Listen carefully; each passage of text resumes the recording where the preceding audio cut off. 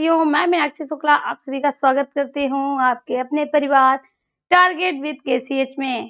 तो साथियों, होली का जो हमारा पावन त्योहार था वो बीत चुका है और आशा है आप सभी का, जल्दी से बताइए आप सभी का त्योहार कैसा गया है। आई होप सभी का त्योहार एकदम अच्छा और आनंद में गया होगा। तो काफी हमारे साथी लाइव भी हैं और जल्दी से भाई बताइए कि आपका त्योहार कैसा गया, कितना आपने एंजॉयमेंट किया, कितना आपका खुशनुमा माहौल गया है। हमारे कई साथी लाइव आ चुके हैं, जैसे कोमल पाल हैं, दीपिका हैं, कुसुम हैं, प्रतीक है, मोनिका राव हैं, निकिता तिवारी, अंशिका सिंह पटेल, अनकेशरी यादव, सुलेखा, सुरभि, प्रियंका, आकांक्षा, अमृता शुक्ला, ज्योति और दीपिका प्रजापति। तो कई साथी लाइव आ चुके हैं। फटाफट अपने त्योहार के विषय में बता दीजिए एक बार, जिससे कि हम आगे की क्लास को कंटिन्यू करें। गुड आफ्टरनून सभी को, गुड आफ्टरनून। बड़ा मजा आया, चलिए भाई, बहुत अच्छा लगा, बहुत मजा आया। हाँ भाई, ये कलरफुल जो त्योहार होता है इसमें मजा बहुत आता है, दिवाली से ज्यादा इसमें आनंद आता है, क्योंकि हम उसको भी रंग लगा सकते हैं जिसको नहीं लगाना चाहिए, है ना। क्योंकि भाई कहते हैं बुरा न मानो होली है ना। दुश्मनों को भी मजा आया। दीपिका जी मजा आया, नमस्ते नमस्ते, बहुत मजा आया। चलिए भाई, काफी साथियों के कोई कमेंट नहीं आ रहे हैं, तो बहुत बढ़िया था। हाँ भाई अमृता जी, बढ़िया था। आपने हमसे तो पूछे नहीं हमारा कैसा गया, हम ही बता देते हैं भाई, हमारा भी बहुत अच्छा गया। चलिए शुरू करते हैं हम अपनी आज की क्लास। और आज की क्लास साथियों जो हमारी होने वाली है वो है साथियों, किस पर होने वाली है, वह हमारी होने वाली है बहुविकल्पी प्रश्नों पर। यानी बहुविकल्पी प्रश्नों की श्रृंखला को आज हम कराने वाले हैं, जो कि हमारे लिए बहुत ही ज्यादा बेनिफिशियल रहेगी आने वाले सुपर टेट की दृष्टि से। चलिए भाई, बहुत अच्छा है, आप सभी का त्योहार बहुत अच्छा गया, सुनकर अच्छा लगा, है ना। चलिए तो शुरू करते हैं। पहला प्रश्न आपको दिख रहा होगा। पहला प्रश्न है, हिंदी का पहला समाचार पत्र कौन सा था। हिंदी का पहला समाचार पत्र कौन सा था, फटाफट आंसर करिए भाई। हमारा भी बहुत बढ़िया गया, हमारा भी बहुत बढ़िया गया। चलिए, तो सभी का बढ़िया गया है, अच्छा है। तो देखिए पूछा गया है, हिंदी का प्रथम या पहला समाचार पत्र कौन सा था। हिंदी का पहला समाचार पत्र कौन सा था। तो साथियों, पहला है आपका वंगदूत। पहला क्या दिया है, पहला दिया है बंगदूत। एक सेकेंड, पहला दिया है बंगदूत, दूसरा लोकमित्र, तीसरा उदंडमार्तंड, चौथा है प्रजाहितैषी। तो ध्यान दीजिएगा, अगर साथियों हम उदंड मार्तंड की बात करें, किसका, उदंत। उदंत कहते हैं बिना दांत वाला। उदंत किसको कहते हैं, बिना दांत वाला। मार्तंड कहते हैं सूर्य को। यानी इसका अर्थ क्या हुआ, बिना दांत वाला सूर्य। कौन क्या होगा, उदंत मार्तंड का अर्थ है बिना दांत वाला सूर्य। और साथियों यही विकल्प आपका राइट है। पहला समाचार पत्र कौन सा था, उदंड मार्तंड था। कौन सा था, उदंड मार्तंड था। ये साथियों 30 मई 1826 कब प्रकाशित हुआ था, 30 मई 1826 से प्रकाशित होना शुरू हुआ था, है ना।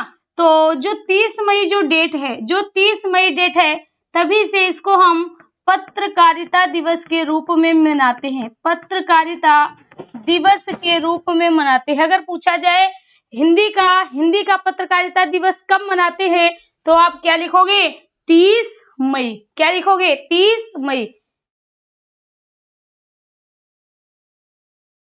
तो साथियों यहाँ पर राइट विकल्प आपका क्या हो जाएगा, उदंड मार्तंड हो जाएगा। ध्यान दीजिएगा, तो 30 मई 1826 को ये प्रकाशित हुआ था। 30 मई 1826 को ये प्रकाशित हुआ था। अब ये प्रकाशित हुआ था, तो इसके प्रकाशक कौन थे, तो साथियों इसके प्रकाशक थे जुगल किशोर। कौन थे, जुगल किशोर। ठीक है, कौन थे इसके प्रकाशक, इसके प्रकाशक थे साथियों जुगल किशोर। तो पहला पॉइंट आपको क्या बताना है कि साथियों इसके प्रकाशक जुगल किशोर थे। इसका अर्थ है बिना दांत वाला सूर्य, है ना, बिना दांत वाला सूर्य। 30 मई 1826 को प्रकाशित हुआ था, पहला पत्र था, इसीलिए पत्रकारिता दिवस। हिंदी के इस दिन क्या मनाया जाता है, हिंदी का पत्रकारिता दिवस मनाया जाता है। ठीक है, और ये कहाँ से प्रकाशित हुआ था? तो याद रखिए साथियों, कलकत्ता से। कहाँ से प्रकाशित हुआ था?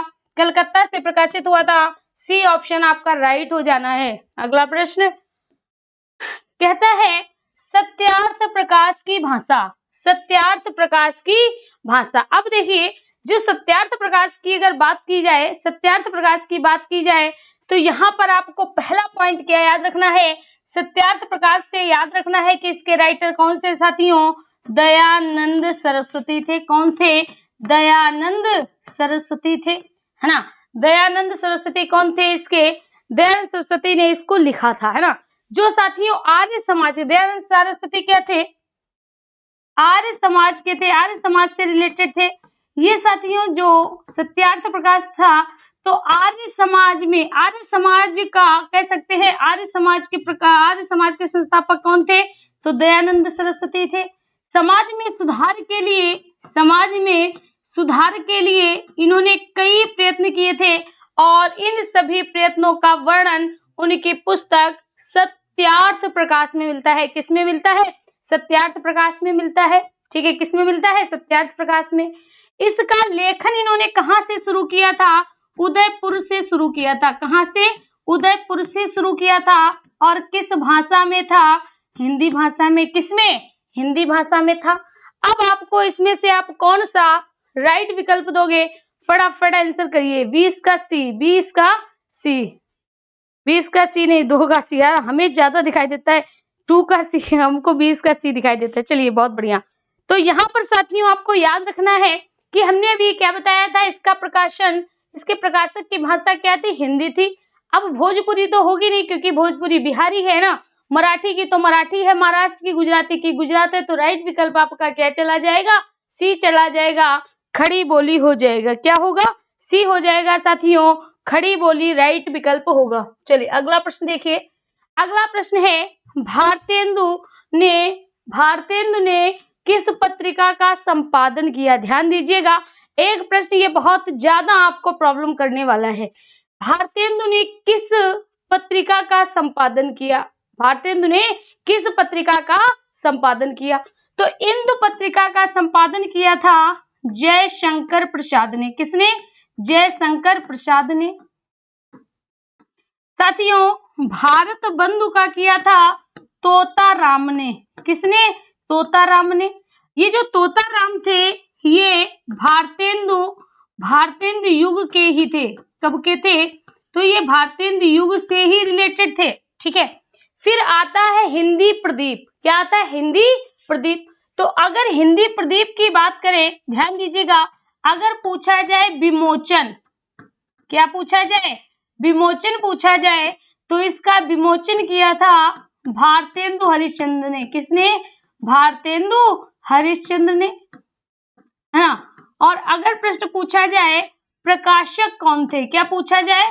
प्रकाशक कौन थे और संपादक कौन थे? तो भाई किसका नाम आता है? बाल कृष्ण भट्ट का। किसका आता है? बाल कृष्ण भट्ट का, है ना, बाल कृष्ण भट्ट का।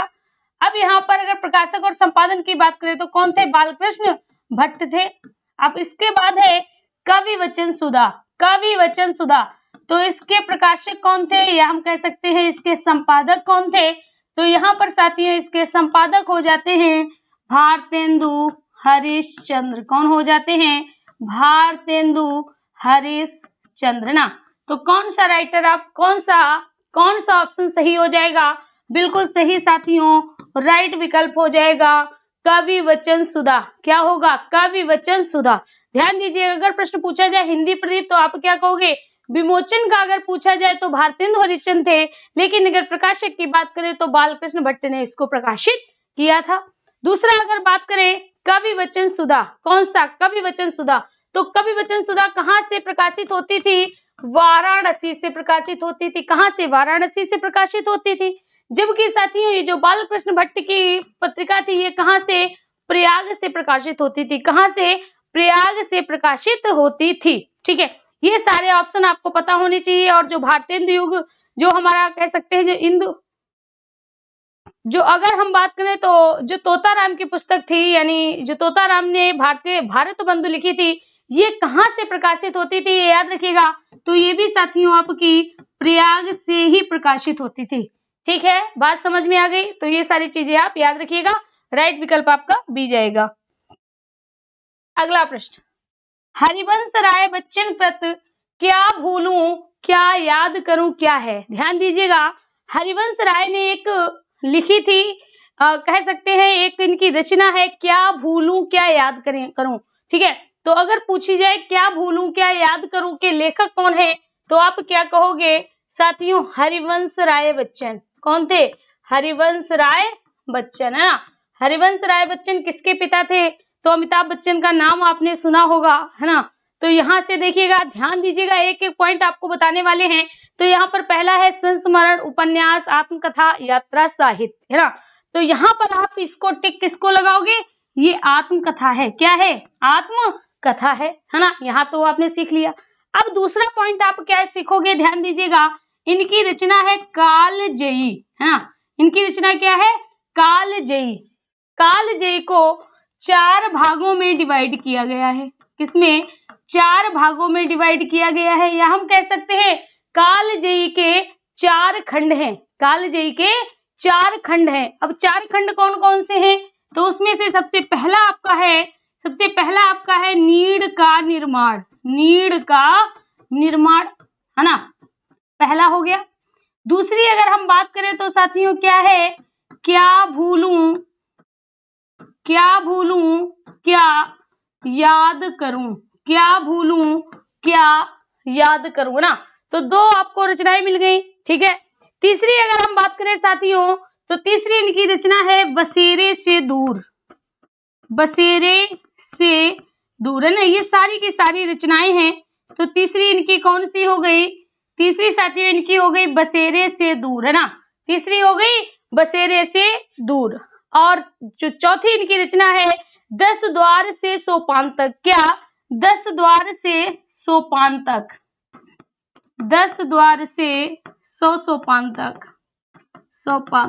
ठीक है, तो ये 4 रचनाएं थी। चारों रचनाओं को मिलाकर एक रचना बना दी गई कालजयी, या हम कह सकते हैं कालजयी को 4 खंडों में विभाजित किया गया था। नीड़ का निर्माण, क्या भूलूं क्या याद करूं, बसेरे से दूर, 10 द्वार से सोपान तक। और इन्हीं चारों की जानकारी किसमें दी गई है, कालजयी में दी गई। तो कालजयी किसने लिखा है, तो इसका भी आंसर हो जाएगा हरिवंश राय बच्चन। नीड़ का निर्माण हरिवंश राय बच्चन, बसेरे से दूर हरिवंश राय बच्चन, क्या भूलूं क्या याद करूं हरिवंश राय बच्चन, 10 द्वार से सोपान तक क्या हो जाएगा, ये भी साथियों हो जाएगा आपका हरिवंश राय बच्चन। तो ये इनकी क्या है, आत्मकथा है। आत्मकथा की क्या भूल जाऊं और क्या याद करूं। चलिए आगे देखते हैं। संविधान के किस अनुच्छेद में कहा गया है, ध्यान दीजिएगा, संविधान के किस अनुच्छेद में कहा गया है कि संघ की राजभाषा हिंदी और लिपि देवनागरी होगी। लिपि देवनागरी होगी। याद करिए, सबसे पहला हमने आपको बताया था कि 343 से लेकर 351, यही तो बताया था ना। 343 से लेकर 351 में किसका वर्णन है, तो साथियों राजभाषा संबंधी प्रावधान है। कौन संबंधी प्रावधान है, राजभाषा संबंधी प्रावधान है 343 से लेकर 351 तक। ठीक है, जिसमें साथियों अगर हम बात करें सबसे पहला जो 343 है, सबसे पहला जो 343 है उसमें स्पष्ट रूप से कहा गया है, इसमें स्पष्ट रूप से कहा गया है कि जो हमारी भाषा है हिंदी, तो हिंदी क्या होगी, जिसमें कहा गया है संघ की राजभाषा। क्या कहा गया है, संघ की राजभाषा। जब हम बात करें संघ की राजभाषा तो इसका अर्थ है संघ। संघ कौन है, संघ हमारा भारत है। संघ क्या है, भारत है। तो भारत की राज, राज किसको कहते हैं, राज कहते हैं शासन संबंधी, शासन संबंधी, है ना। शासन संबंधी जो भी कार्य होंगे उनके लिए शासन संबंधी कार्यों की भाषा, शासन संबंधी जो कार्यों की भाषा होगी वो क्या कहलाएगी, वही साथियों राजभाषा कहलाएगी। और जो शासन संबंधी जो भी कार्य होंगे वो उसके लिए हमारी कौन सी भाषा होगी, हिंदी को साथियों फर्स्ट लैंग्वेज रखा गया है। हिंदी को फर्स्ट लैंग्वेज माना गया है। और इसकी लिपि कौन सी है, तो इसकी लिपि साथियों देवनागरी है। कौन सी है? देवनागरी है। जबकि अगर हम बात करें सेकेंड लैंग्वेज किसको रखा गया है? इंग्लिश को रखा गया है। तो इसका वर्णन हमें 343 में मिलता है। पहला विकल्प आपका राइट हो जाएगा, पहला विकल्प आपका सही हो जाएगा। चलिए अगला प्रश्न देखते हैं। अगला प्रश्न लिखा है सुजान रस खान। सुजान सागर नहीं, अगर होता सुजान सागर, क्या होता? अगर साथियों होता सुजान सागर, तो सुजान सागर किसने लिखा है? घनानंद ने लिखा है ना। यहाँ पर क्या दिया है? सुजान रस खान। क्या दिया है? सुजान रस खान। दूसरा दिया है प्रेम वाटिका, दूसरा दिया है प्रेम वाटिका, है ना।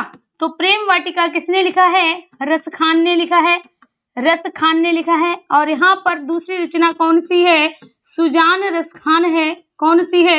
सुजान रस खान है, जो किसने लिखी है? रस खान ने लिखी है। किसने लिखी है? रस खान ने लिखी है।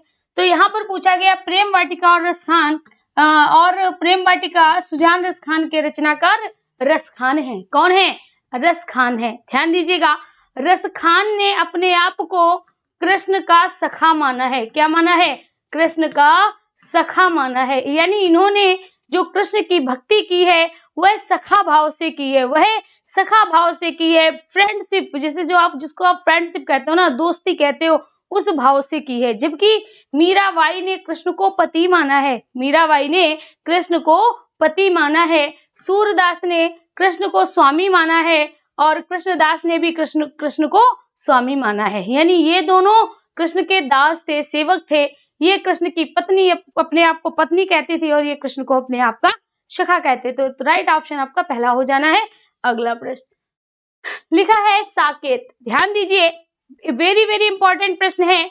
इनसे कई प्रश्न बन सकते थे, लेकिन उठा के हमने सभी प्रश्नों को एक साथ समाहित कर दिया है, क्योंकि अलग से प्रश्न करेंगे तो प्रश्नों की संख्या तो बढ़ जाएगी, प्रश्नों की संख्या तो बढ़ जाएगी। तो हमें प्रश्नों की संख्या नहीं बढ़ाना है, हमें कॉन्सेप्ट क्लियर कराना है। तो लिखा है साकेत। ध्यान दीजिए, साकेत। दूसरा है भारत भारती। कुछ याद आया? भारत भारती, यानी भारत भारती की रचना पर ही मैथिली शरण गुप्त को क्या कहा गया था? मैथिली शरण गुप्त को साथियों राष्ट्र कवि कहा गया था। क्या कहा गया था? राष्ट्र कवि कहा गया। यानी तो यहाँ पर हम ये कह सकते हैं कि जो राष्ट्र कवि थे मैथिली शरण गुप्त, इन्होंने भारत भारती की रचना की थी। यानी ये सब बात किसकी? मैथिली शरण गुप्त के विषय में कही जा रही है। क्या देखते हैं ना, आगे लिखा है यशोधरा, है ना। तो इनके दो महाकाव्य थे, इनके दो महाकाव्य थे। पहला था साकेत, और दूसरा कौन सा था? दूसरा था साथियों यशोधरा। यशोधरा में किसका वर्णन था? महात्मा बुद्ध की पत्नी, जिनका नाम था यशोधरा, है ना। इसमें फेमस पंक्तियां हैं, सखी वे मुझसे कहकर जाते, जिसकी पंक्तियां हैं सखी वे मुझसे कहकर जाते, और जाते तो हम जाने नहीं देते। ये लिखा नहीं, हम बता रहे जाते तो हम जाने नहीं देते। यहाँ पर देखिए लिखा है साकेत। साकेत में किसका वर्णन है? लक्ष्मण की पत्नी का वर्णन है, लक्ष्मण की पत्नी का वर्णन है। यानी यहाँ पर हम कह सकते हैं कि जो इन्होंने दो महाकाव्य लिखे, दोनों कैसे हैं? नारी पर आधारित हैं। तो कह सकते हैं इन्होंने नारी प्रधान महाकाव्य लिखे। कैसे लिखे? नारी प्रधान महाकाव्य लिखे। किसने? मैथिली शरण गुप्त ने। तो राइट विकल्प आपका क्या होगा? मैथिली शरण गुप्त हो जाएगा। ये बात समझ में आ गई होगी। अब आगे देखते हैं अयोध्या सिंह उपाध्याय। यहाँ पर हमने आपको बताया कि अयोध्या सिंह उपाध्याय का जब नाम आए तो उसमें बास लगा होगा। क्या लगा होगा? बास लगा होगा। यानी यहाँ पर अगर हम बात करें तो प्रिय प्रवास, कौन सा? प्रिय प्रवास। प्रिय मतलब प्रिय का, प्रवास, प्रवास यानी प्रिय जो है उसका बाहर चले जाकर रहना प्रिय प्रवास कहलाता है। क्या कहलाता है? प्रिय प्रवास कहलाता है। किसी खास का, किसी इष्ट का बाहर जाकर बस जाना प्रिय प्रवास कहलाता है। इसमें किसका वर्णन है? ये साथियों कृष्ण पर आधारित है। दूसरा अगर हम बात करें तो दूसरा क्या है? वैदेही वनवास। वैदेही वनवास, वैदेही वनवास। वैदेही किसको कहा जाता है? सीता जी को कहा जाता है। तो इसमें किसका वर्णन है साथियों? इसमें सीता जी का वर्णन है। किसका वर्णन है? सीता जी का वर्णन है। तो ये सभी आपको समझ में आ गए होंगे। चंद्रधर शर्मा गुलेरी, याद आया कुछ? चंद्रधर शर्मा गुलेरी, चंद्रधर शर्मा गुलेरी का बात अगर हम करें तो ध्यान दीजिएगा, चंद्रधर शर्मा गुलेरी।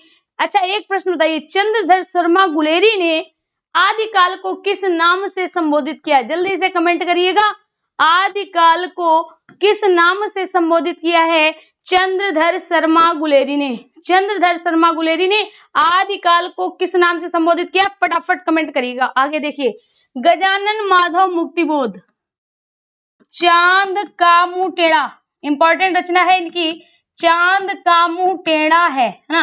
जिस तरह के हाथी होते हैं ना, गज हाथी, हाथी का आप देखना, हाथी का मुंह जो सूंड होता है ना उसकी टेढ़ी मेढ़ी होती रहती है, तो इन्होंने क्या लिखा है? चांद का मुंह टेढ़ा है।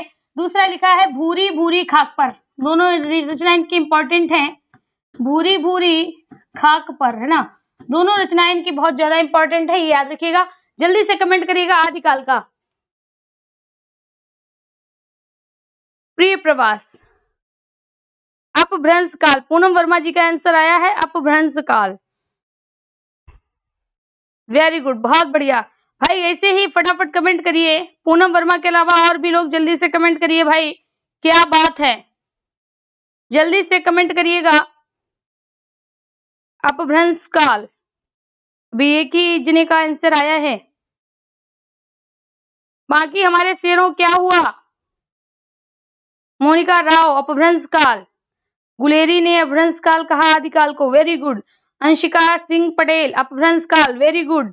चलिए भाई, तो हमारे कई साथी आंसर कर रहे हैं, क्या कहा है? अपभ्रंश काल का है, बहुत बहुत बढ़िया। यहाँ पर देखिए हमने क्या कहा था? चंद्रधर शर्मा गुलेरी।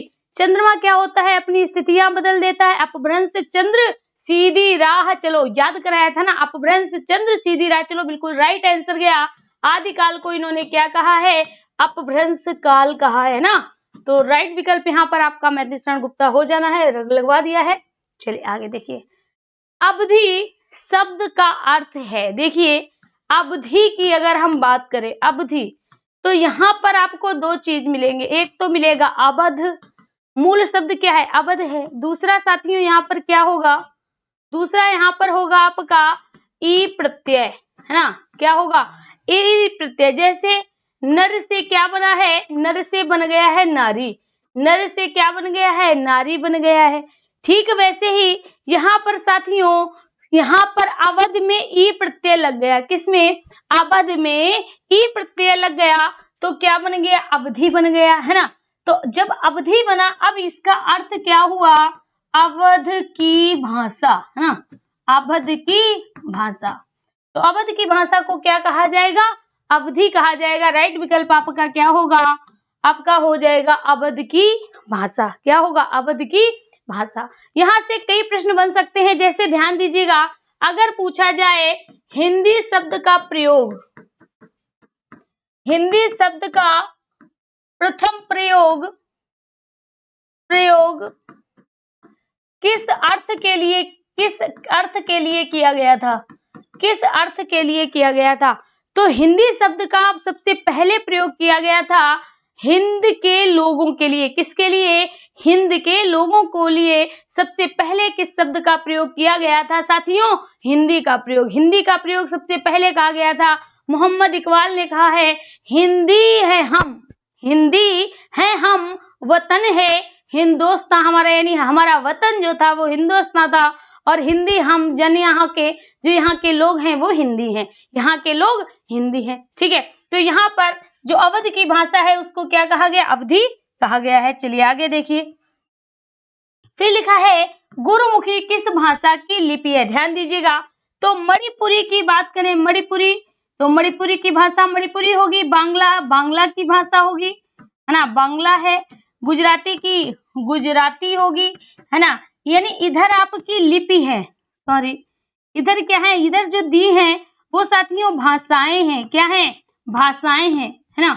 और इधर हम बात कर रहे हैं उनकी लिपि की। किसकी? लिपि की। तो अगर हम बात करें गुजराती भाषा की लिपि गुजराती होगी। बांग्ला की भाषा बांग्ला भाषा है, किस लिपि कौन सी होगी? बांग्ला होगी। मणिपुरी की कोई नहीं है, मणिपुरी की नहीं है। पंजाबी की क्या है? तो पंजाबी की है साथियों गुरुमुखी। क्या है? गुरुमुखी, है ना। जो किसके अंतर्गत आता है? जो किसके अंतर्गत आता है? तो आप क्या कहोगे? मैम जी आपने ये शारदा का पार्ट बताया था, शारदा के अंतर्गत आता है। राइट विकल्प हमारा हो जाएगा, पहला विकल्प राइट होगा, पहला विकल्प राइट हो जाएगा। चलिए अगला देखते हैं। हिंदी किस भाषा परिवार की भाषा है? हिंदी किस भाषा परिवार की भाषा है? तो ध्यान दीजिएगा साथियों, हिंदी की अगर हम बात करें, हिंदी की शाखा क्या है? शाखा क्या है? तो आप कहोगे ईरानी है। कौन सी है? ईरानी है ना। क्या है? ईरानी है। तो यहाँ पर हमने दूसरा आपको बताया था भाषा परिवार। क्या बताया था? भाषा परिवार। तो अगर हम बात करें भारत की, अगर हम बात करें भारत में कितने भाषा परिवार हैं? 4 भाषा परिवार हैं। अगर विश्व की बात करें, विश्व में कितने भाषा परिवार हैं? तो विश्व में साथियों 12 भाषा परिवार हैं। विश्व में 12 भाषा परिवार हैं। तो यहाँ पर हम बात कर रहे हैं भारत में कितने भाषा परिवार हैं? तो आपने क्या कहा? 4 भाषा परिवार हैं। सबसे बड़ा है साथियों भारोपी, है ना। भारोपी यानी भारत और यूरोप से बना है। भारोपी, भारत और यूरोपी, भारत और यूरोपी। तो यहाँ जो भारोपीय भाषा परिवार के लोग हैं, जिन्हें कितने हैं? 73% लोग अकेले भारोपीय भाषा परिवार के हैं। ये साथियों सबसे बड़ा भाषा परिवार है, सबसे बड़ा भाषा परिवार है, सबसे बड़ा भाषा परिवार है। दूसरा अगर हम बात करें, इसके बाद हमारा द्रविड़ आ जाता है, जो दक्षिण भारत की तरफ है। दक्षिण भारत की तरफ है, इसके बोलने वालों के परसेंटेज 25% है। कितने हैं? 25% है। फिर साथियों इसके बाद आता है हमारा ऑस्ट्रिक। कौन सा आता है? ऑस्ट्रिक आता है। इसको बोलने वाले कितने हैं? 1.3 है। फिर इसके बाद आता है चीनी तिब्बती। कौन से आते हैं? चीनी तिब्बती। तो इसको बोलने वाले 0.7% है। जब आप सभी को जोड़ोगे तो यहाँ पर आपका 100% निकल के आएगा, जिसमें सबसे ज्यादा कौन सी भाषा बोली जाती है? हिंदी भाषा बोली जाती है ना। सबसे ज्यादा कौन सी भाषा बोली जाती है? हिंदी भाषा बोली जाती है सबसे ज्यादा। ये आवश्यक नहीं है कि हमारे पूरे भारत में हिंदी बोली जाती है, ये कदापि आवश्यक नहीं है, क्योंकि दक्षिण भारत में तमिल है, तेलुगु है, कन्नड़ है, मलयालम है, मराठी है, इस तरह की भाषाएं बोली जाती हैं। जबकि हमारे उत्तर भारत की बात करें, जैसे जम्मू कश्मीर है, वहां की भाषा उर्दू है। हमारे उत्तराखंड है, उत्तराखंड की बात करें तो उत्तराखंड की भाषा हमारी संस्कृत है। तो इस तरह से भाषाएं कैसी हैं साथियों? जरूरी नहीं है कि सभी जगह यही बोली जाए, ये आवश्यक बिल्कुल नहीं है, लेकिन सबसे ज्यादा हमारी हिंदी भाषा बोली जाती है सभी भाषाओं के मुकाबले, है ना। तो यहाँ पर राइट विकल्प आपका क्या हो जाएगा? पहला विकल्प साथियों हो जाएगा भारोपीय भाषा परिवार। क्या होगा? भारोपीय भाषा परिवार। चलिए आगे देखते हैं। लिखा है भारत में सर्वाधिक बोले जाने वाली भाषा कौन सी है? हिंदी, संस्कृत, तमिल, उर्दू। अभी देखिए, जब हमने आपको जिस दिन हमने आपको बताया था अनुच्छेदों के बारे में, भाषा संबंधी अनुच्छेदों के विषय में जिस दिन हमने आपको बताया था, ये सारी बातें हमने वहां पर आपको समझाई थी। जैसे उर्दू की बात करें, उर्दू कहाँ बोली जाती है? तो हमारी जम्मू कश्मीर की भाषा उर्दू है। राजकीय कार्य जो है, उस राज्य के जो राजकीय कार्य है उसकी भाषा उर्दू है। तमिल कहाँ बोली जाती है? हमारी तमिलनाडु में बोली जाती है ना। तमिलनाडु की मुख्य भाषा क्या है? तमिल ही है। तमिलनाडु की मुख्य भाषा क्या है? हमारी तमिल ही है।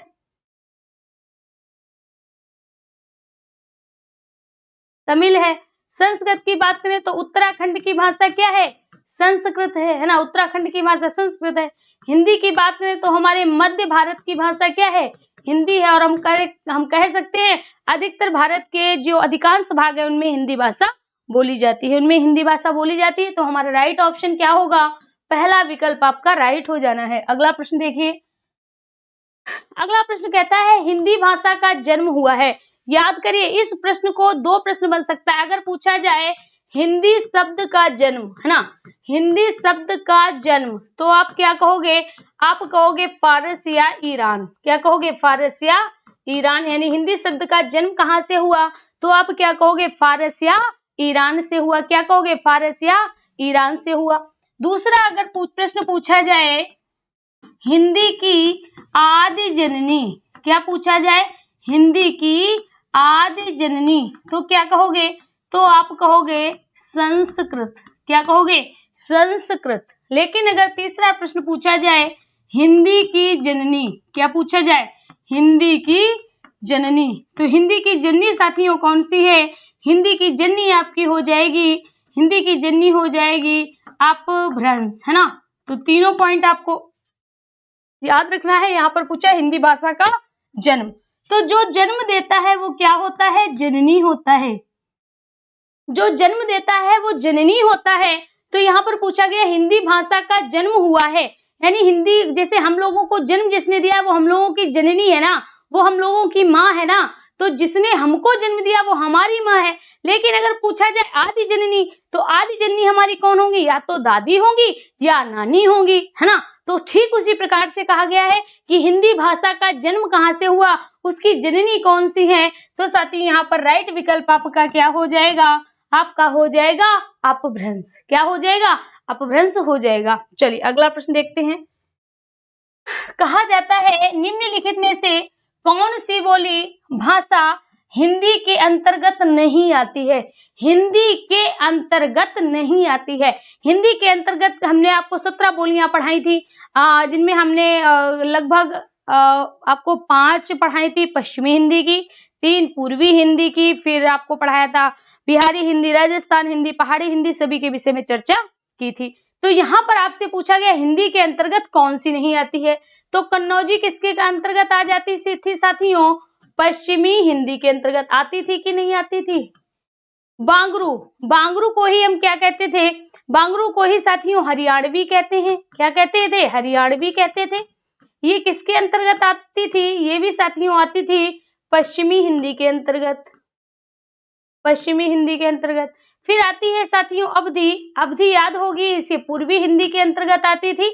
इसकी हमने आपको ट्रिक भी बताई थी, ए बी सी। तेलुगु नहीं आती है, तो डी ऑप्शन आपका राइट हो जाएगा, डी विकल्प सही हो जाएगा। चलिए अगला प्रश्न दीजिए, फटाफट आंसर करिए, फटाफट आंसर करिए। नमस्ते भाई, चलिए जल्दी से आंसर करिए। यहाँ पर आपसे प्रश्न पूछ रहा है, देखिए यहाँ पर आपसे क्या प्रश्न पूछ रहा है? हिंदी की विशिष्ट बोली, हिंदी की विशिष्ट बोली ब्रज भाषा किस रूप में सबसे अधिक प्रसिद्ध है? किसके विषय में पूछ रहा है? ब्रज भाषा के विषय में पूछ रहा है ना। तो ब्रज भाषा की अगर हम बात करें, देखिए ब्रज भाषा पहले एक बोली थी, जब इसको कहा जाता था ब्रज बुली। क्या कहा जाता था? ब्रज बुली कहा जाता था। लेकिन इसमें इतना अधिक काव्य सृजन हुआ, इतना अधिक काव्य लिखा गया कृष्ण काव्य कि इसको बोली से हटाकर भाषा का दर्जा दे दिया गया और ब्रज भाषा पड़ गई। क्या हो गई? ब्रज भाषा हो गई। ध्यान दीजिएगा, तो यहाँ पर पूछा गया किस में अधिक प्रसिद्ध है? राजभाषा, तकनीकी भाषा, राष्ट्रभाषा, काव्य भाषा। तो साथियों ये तकनीकी भाषा है नहीं है, कहीं की नहीं है।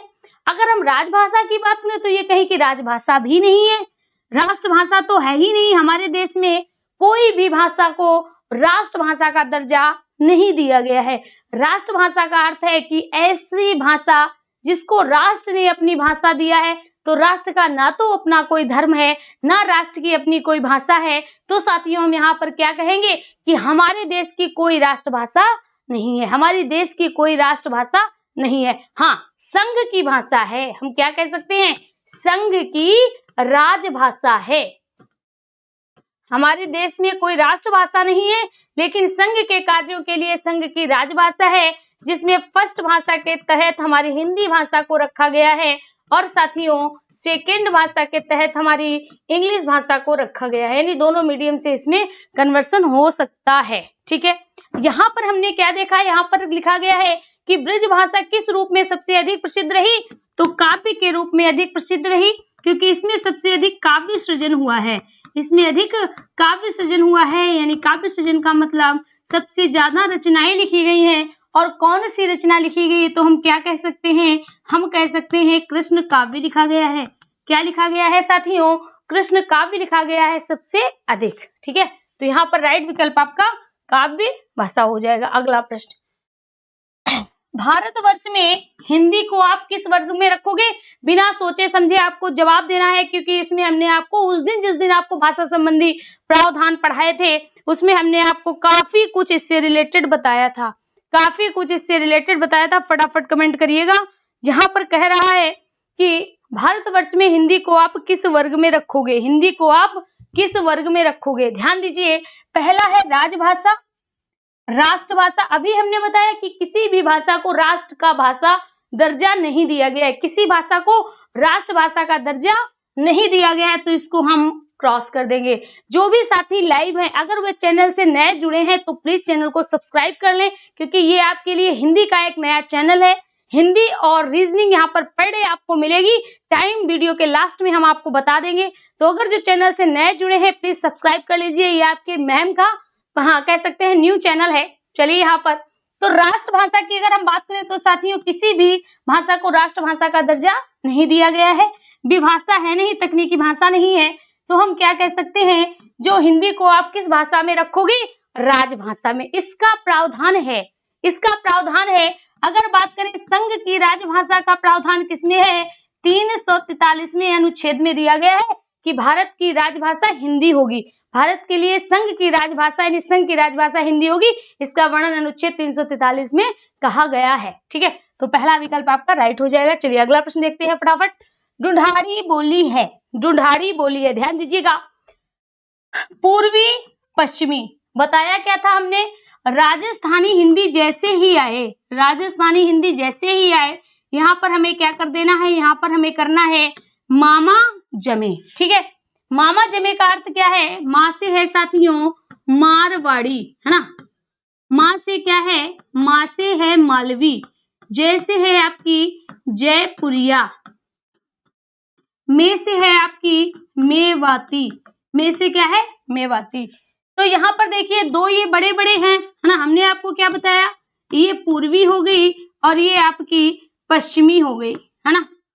इसमें क्या लिखा है, इसमें ती लिखा है ना, तो ये हो गई आपकी उत्तरी राजस्थान, उत्तरी राजस्थान में बोली जाती है, और ये किस में बोली जाती है, दक्षिणी राजस्थान में बोली जाती है ना, याद करिए।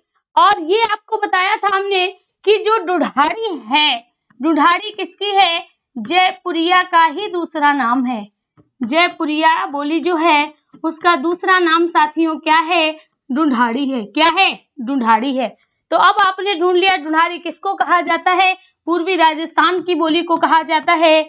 वी विकल्प आपका राइट हो जाएगा, वी विकल्प राइट हो जाएगा। आप सभी का बहुत बहुत धन्यवाद। हमारे जो बहुत साथी हैं उन्होंने 100 से ज्यादा कह सकते हैं लाइव साथी वॉच कराए हैं, तो आप सभी का दिल से बहुत बहुत धन्यवाद है।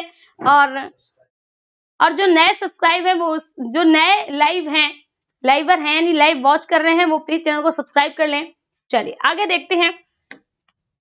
कहते हैं संविधान के अनुच्छेद 351 में किस विषय का वर्णन है। आप बताइए, आप अगर हमने आपको इतना डीपली ना पढ़ाया होता तो ये चीजें आपसे छूट जाती, ये सभी चीजें आपसे छूटती कि नहीं छूटती, या आप रटते इनको, या आप रटते जो कुछ समय बाद भूल जाते, लेकिन चीजों को ऐसे पढ़ाए अब आप नहीं भूलोगे।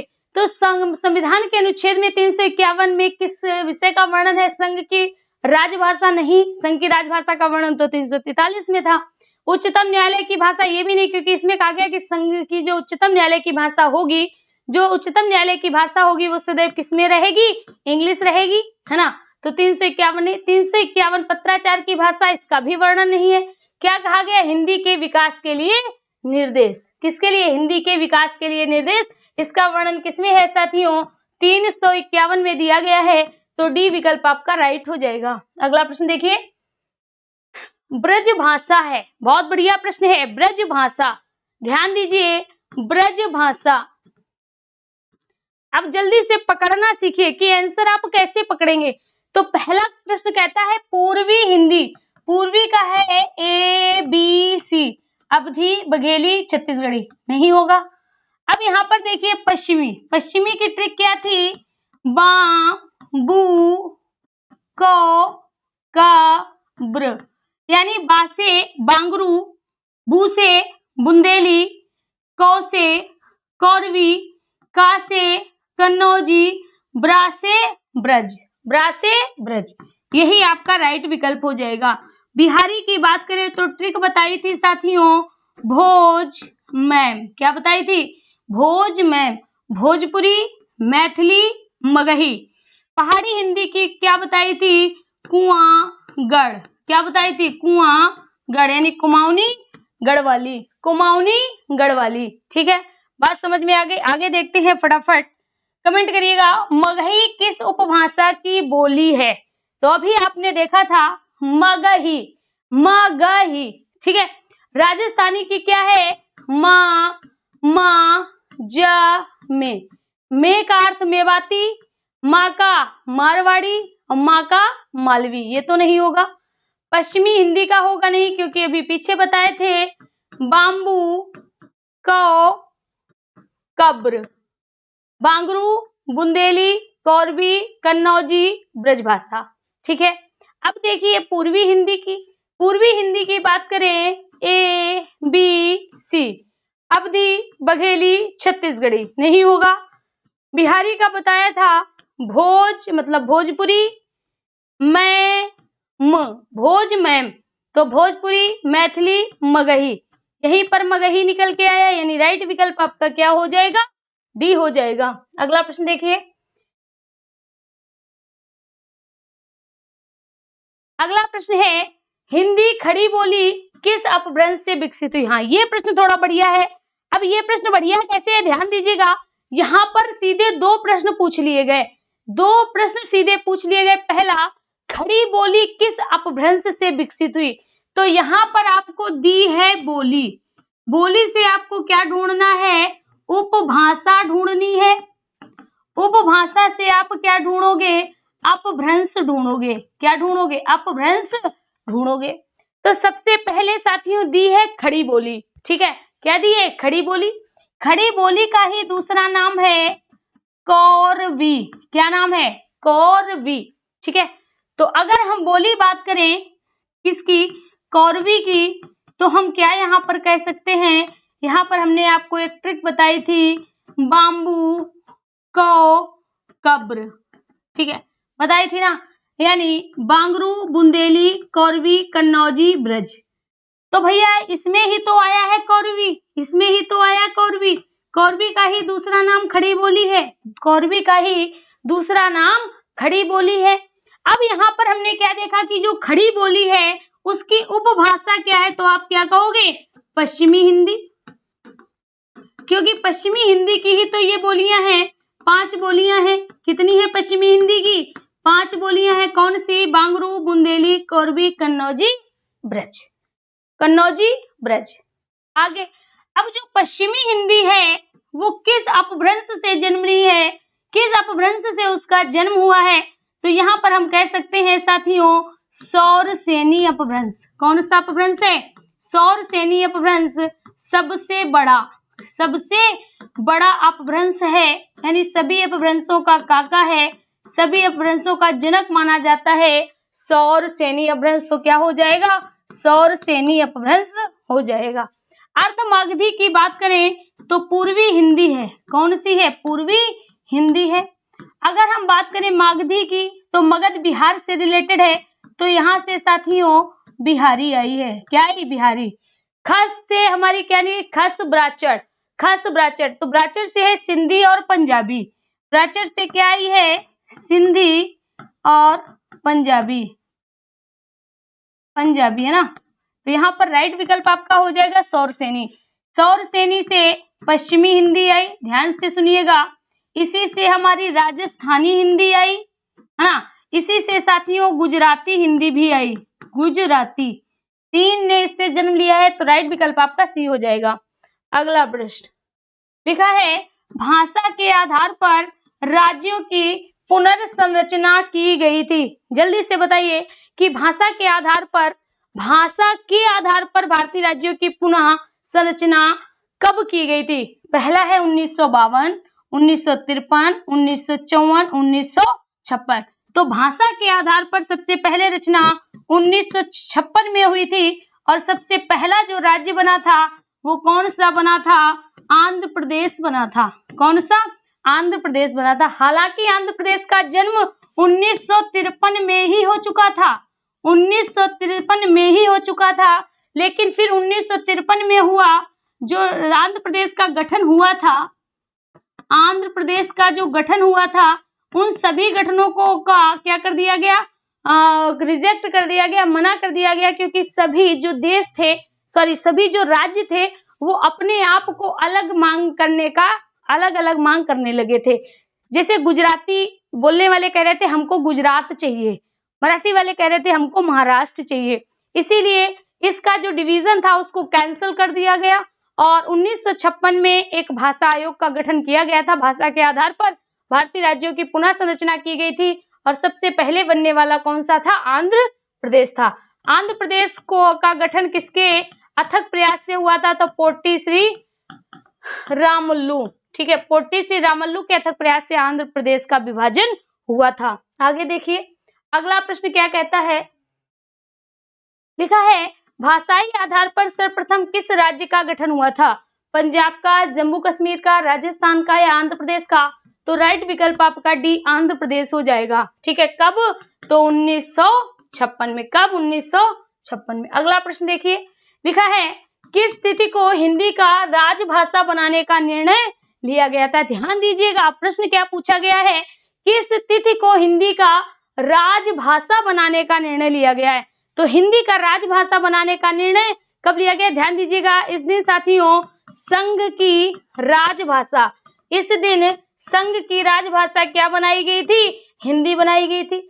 समय क्या था, समय साथियों था आपका 14 सितंबर 1949, समय था 14 सितंबर 1949 का।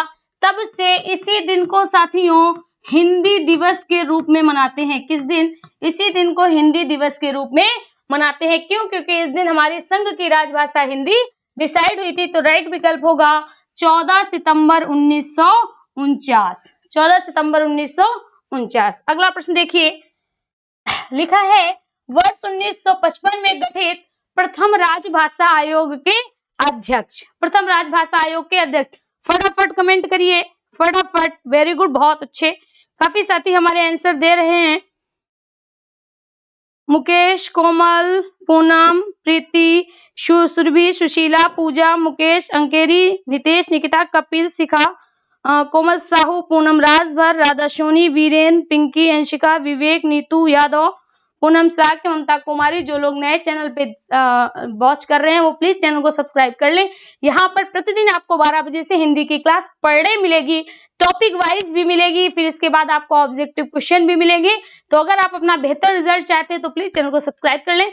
वर्ष 1955 ईस्वी में गठित प्रथम राजभाषा आयोग के अध्यक्ष कौन थे, पहला है बीजी खेर, सुनीति कुमार चटर्जी, जीवी पंत या पी सुब्बोरोयान। याद करिए, जब हमने आपको भाषाई अनुच्छेद पढ़ाए थे उस समय हमने आपको बताया था कि जो प्रथम राजभाषा आयोग था उसके अध्यक्ष कौन बनाए गए थे, बीजी खेर बनाए गए थे। अगला प्रश्न देखिए क्या कहता है, लिखा है भारतीय संविधान की 8वीं अनुसूची में शामिल भाषाओं की संख्या है ना। ये प्रश्न दो तरह से पूछा जा सकता है। अगर प्रश्न पूछा जाए कि संविधान के प्रारंभ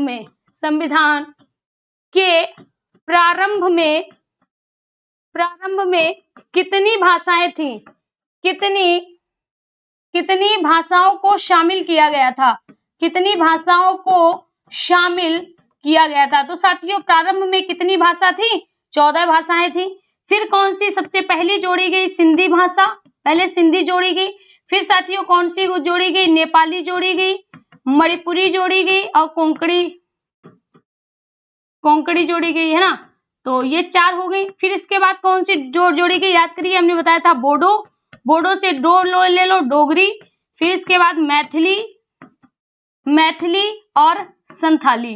कौन सी हो गई, मैथिली और संथाली, मैथिली और